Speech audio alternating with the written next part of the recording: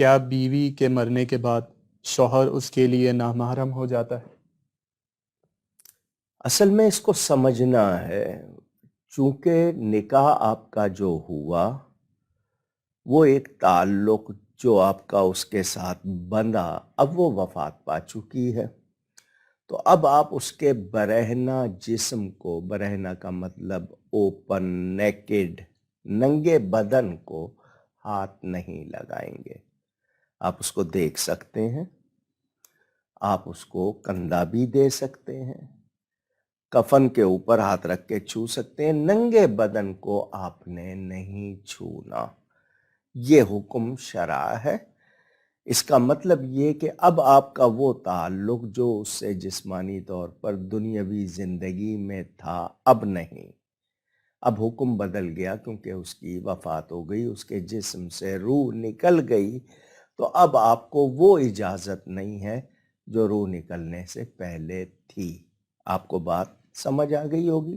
آپ دیکھ سکتے ہیں، آپ کندھا دے سکتے ہیں، آپ کپڑے کے ساتھ چھو سکتے ہیں، ننگے بدن کو آپ نہیں چھو سکتے۔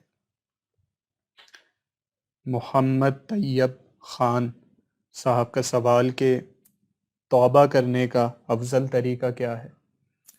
سچی توبہ، آدمی شرمندہ ہو جائے کہ مجھ سے نافرمانی ہو گئی، یہ آپ کا شیم فل ہونا، یعنی شرمندہ ہونا، یہ اصلی سچی توبہ ہے۔ ندامت جس کو کہتے ہیں، یہ سچی توبہ۔ اور آئندہ وہ خطا، وہ نافرمانی کرنے کا ارادہ نہ ہونا، اور وہ بھی پکا ہو کہ میں آئندہ یہ نہیں کروں گا، جو ہو گیا اس پہ شرمندہ۔ لفظوں سے بھی ہے، عمل سے بھی ہے، کیونکہ جب آپ توبہ کریں اِلَّا الَّذِينَ تَابُوا وَأَصْلَحُوا وَبَيَّنُوا، تو اب آپ اپنی اصلاح کریں، یعنی آپ جو نافرمانی کرتے رہے، اس کی جو آپ سے ہوئی اس کی اصلاح کریں، اپنے آپ کو کریکٹ کریں، اور پھر اس کو ظاہر کریں۔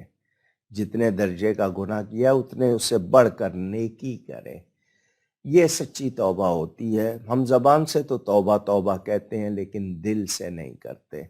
سچی توبہ گناہ کو مٹا دیتی ہے، بشرطے کہ سچی ہو، اور تو دعا کریں کہ آپ اس پر قائم رہیں۔